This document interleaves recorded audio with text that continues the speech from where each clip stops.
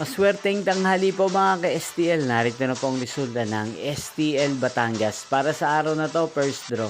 October 8, 2025, araw ng Miyerkules. Naway ang mga natayahan niyo po mga numero kanina ay manalo nawa ngayong tanghaling ito, 12 PM. Kaya't kunin niyo na po ang inyong mga ticket. Narito na po ang resulta.